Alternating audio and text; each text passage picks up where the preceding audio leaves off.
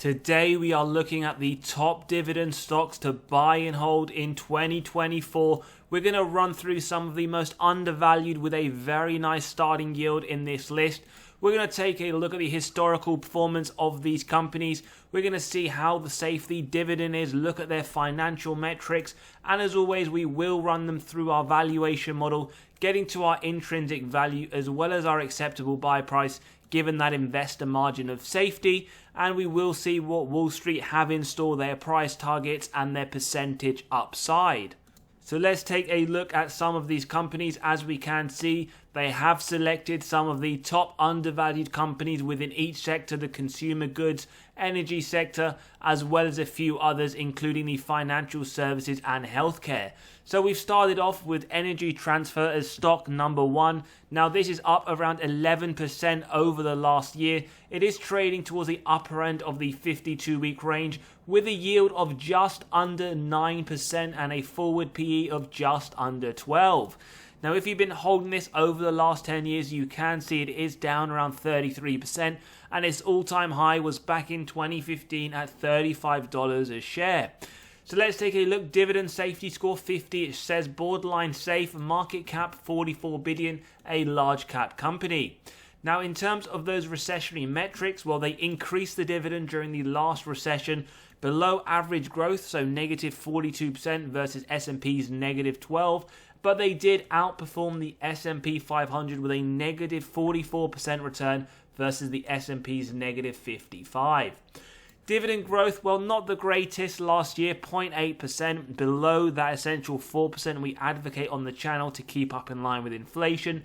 Minus 3%, so they did have a dividend cut, although over the last 10 years, it has been increasing by 5% year on year. So we can see they've only been increasing those dividends for the last year.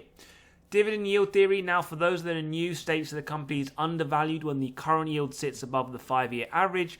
What we can see here, a sign of reasonable valuation, 8.29% versus 8.86%. But as always, we don't look at any of these models in isolation and we'll draw our conclusions towards the end. Forward P to DCF, slightly higher, 5.7 versus that 5-year average of 4.9.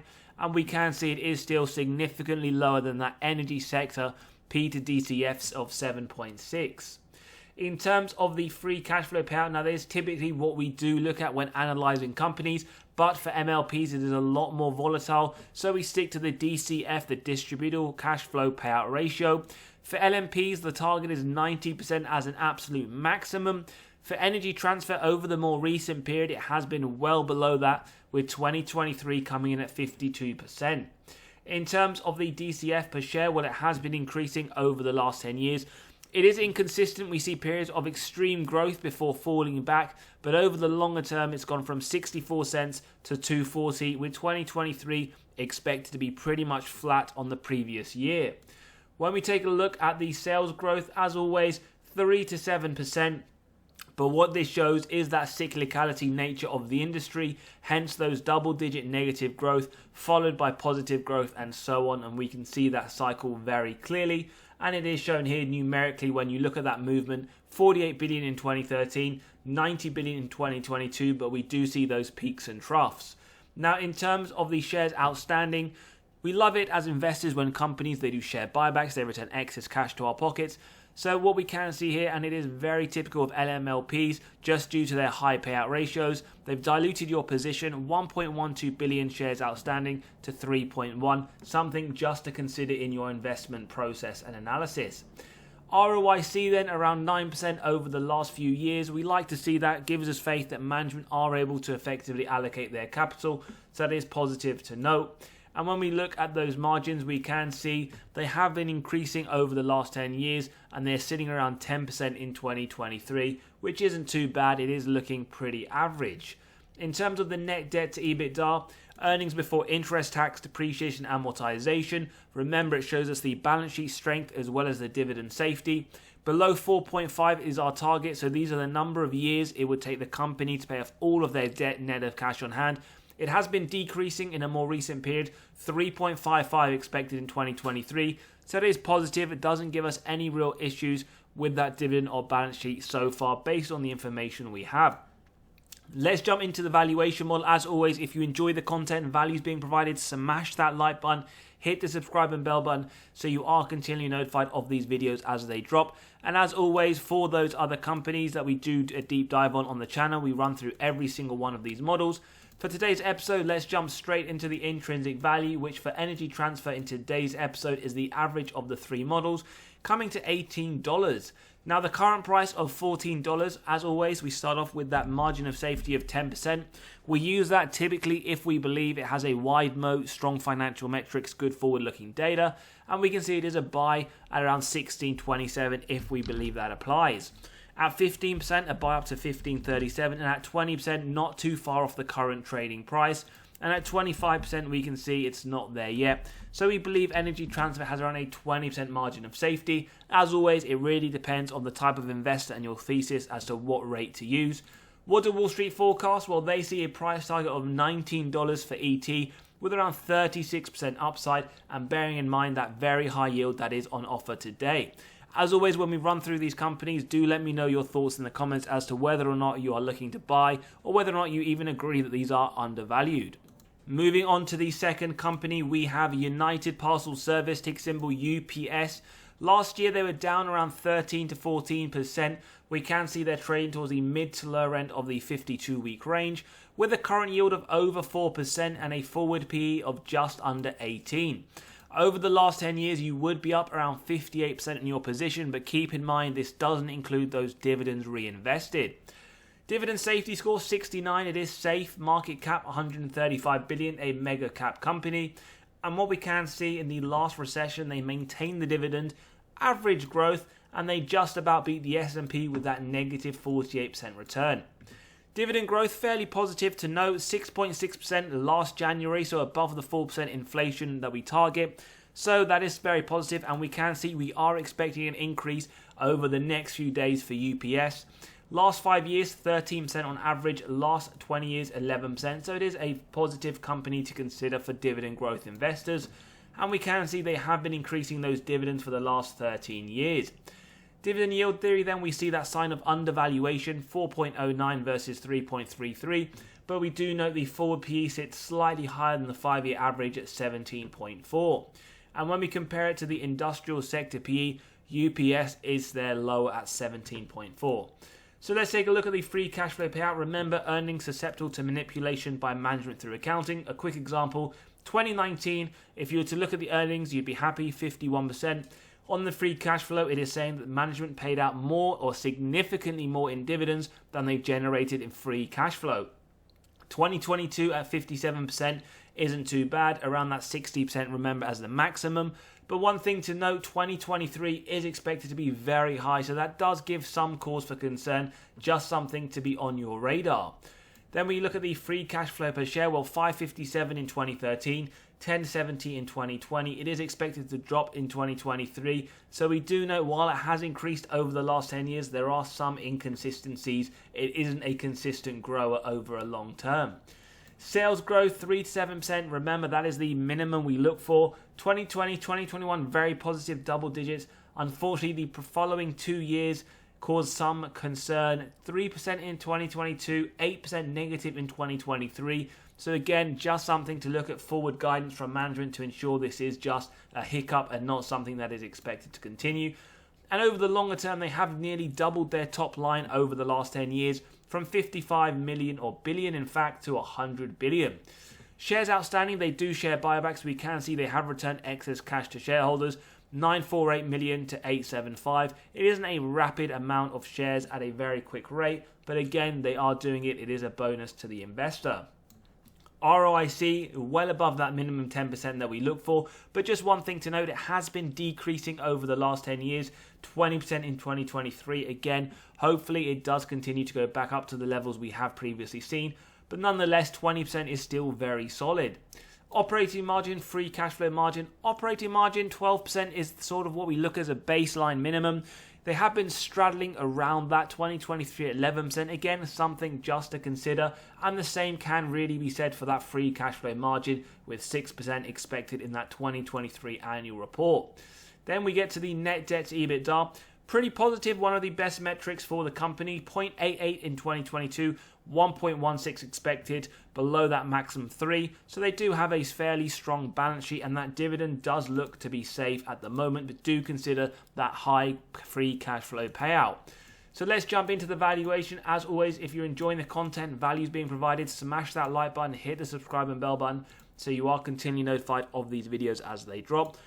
Margin of safety then, 10%. We can see a buy up to $172, 15% up to $162, and at 20% it isn't quite there yet. So UPS, based on our estimates and judgments, has a 15% margin of safety.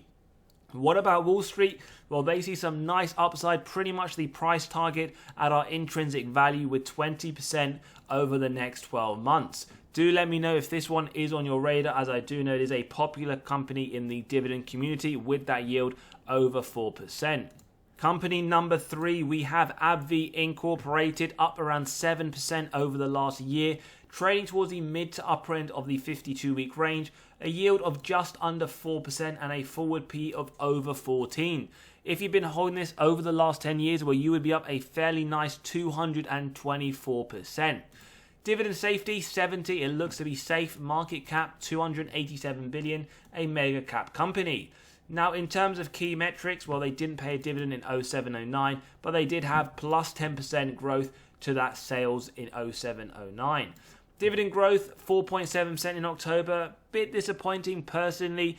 4%, you do want to be looking at a maximum or a minimum, in fact, 4%. And when we see the last 5 years at 17%, I would have liked them to see a much higher single-digit increase. One thing to note, they are, however, a dividend king, having increased those dividends for 50 years or more.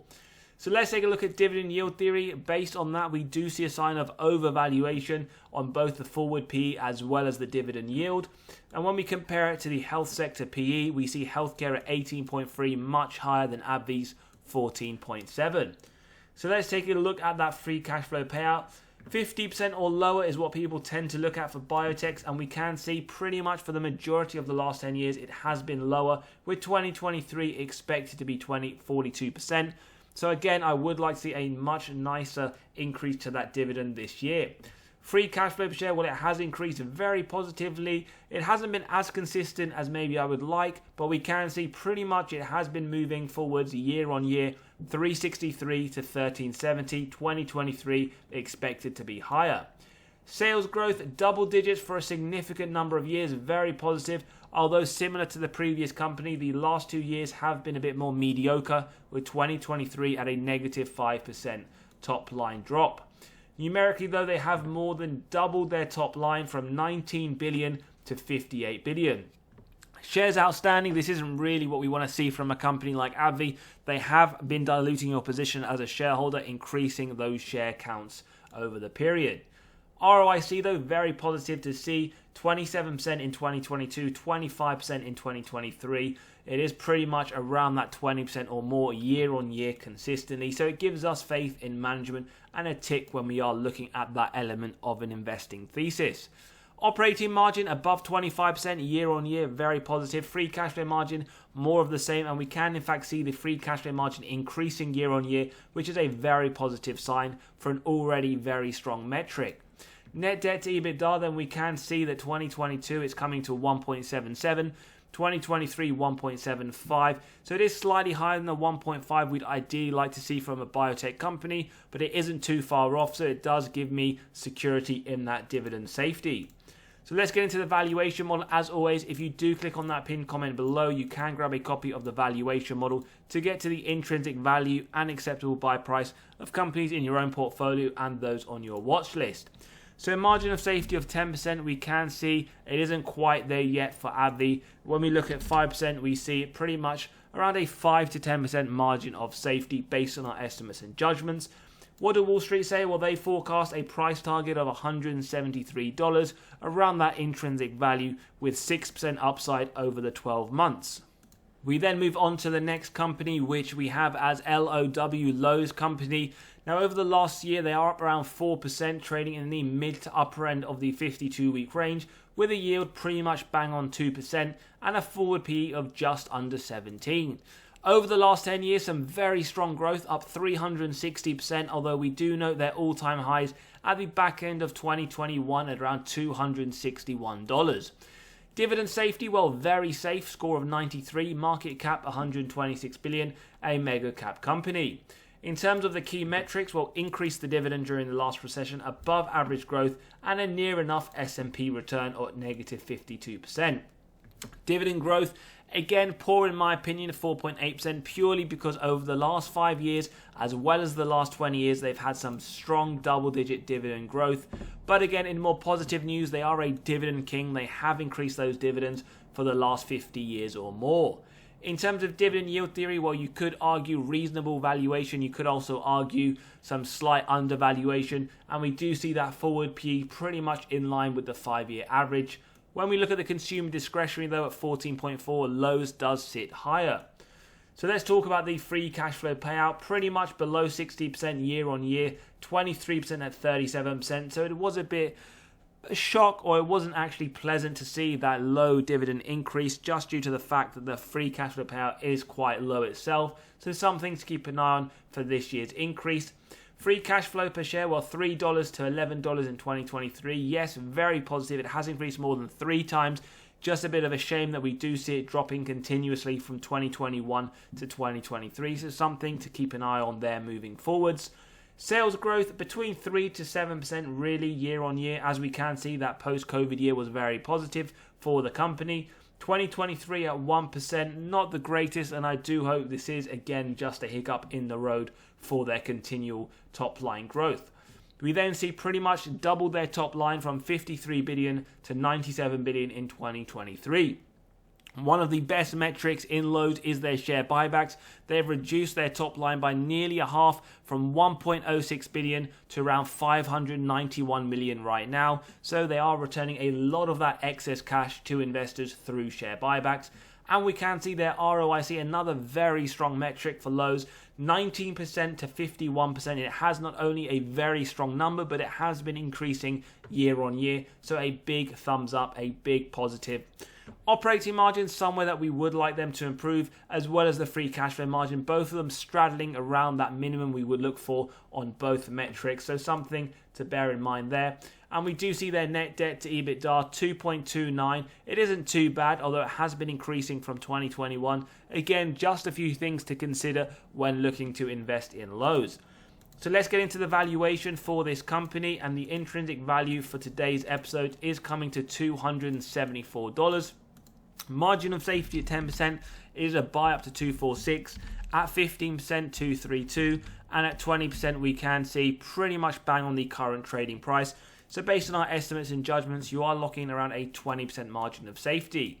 What do Wall Street forecast? Well, they see a price target of $240 with upside of around 10% over the 12-month period. Finally, we have a high-yielding company, ARCC, Ares Capital, yield of 9.41%, a forward P of under 9. They are trading towards the upper end of the 52-week range, and over the last year, they are up around 4%. Over the last 10 years, however, they're only up 15%, but again, bearing in mind, they don't include that very high dividend yield reinvested. Dividend safety, 59, borderline safe. Market cap, 11.6 billion, a large cap company. Last recession, well, they cut the dividend, above average growth, and significantly underperformed the S&P 500. And we can see here 0% growth to that dividend since October 2022. And on average, over the last 5 years and 10 years, those increases have been below inflation. And we can see they've only been increasing those dividends for the last 2 years. So in terms of dividend yield theory, we can see reasonable valuation / slight undervaluation with the yield higher than the 5-year average. Likewise on the forward PE, 8.7 lower than that 5-year average of 10. And when we compare it to the financial sector PE of 11.1, Ares Capital is much lower. So let's take a look at the earnings payout, as it is more volatile to look at the free cash flow for BDCs. We can see below 95% is what we aim for. It has been over that a few years, but in the more recent period, as well as 2023 at 81%, it is looking much better for the company. Earnings per share then, well, it has increased 1.61 to 2.02, but again, don't be expecting massive growth in this company. We can see it is consistent increases, although there are some years where it does tend to drop. Moving on to the sales growth, very nice to see. Double-digit increase to the top line for the majority of the last 10 years. 2023 expected to be the same, 28% increase to the top line. And we can see it's gone from 880 million in 2013 to 2.55 expected in 2023. Unfortunately, with BDCs, due to the high payout ratios, we can see those shares outstanding. Your position is being diluted year on year. ROIC around 8% for BDCs. We can see it has been straddling around that year on year, and it is positive to note that 2023 is expected to be that 8% target. Operating margin, free cash flow margin, not very relevant for BDCs. Likewise, the net debt to EBITDA is the same there. So let's get into the valuation of Ares Capital. Don't forget you can grab a copy of the model below, and you can run your own companies through to get your intrinsic value and acceptable buy price based on your own estimates and judgments. So margin of safety of 10%, it is a buy up to 21.89. 15% pretty much not far off that current trading price. So we see around 15% margin of safety, and don't forget this is a very high yielding company. In terms of Wall Street, their price target is $22 over the next 12 months with upside of 8%. As always, let me know your thoughts in the comments below, whether or not any of these companies you have been buying and you are holding in 2024, or whether or not you do believe these are significantly undervalued. As always, if you enjoyed today's content, smash the like button, hit that subscribe and bell button, and I'll see you, as always, on the next one.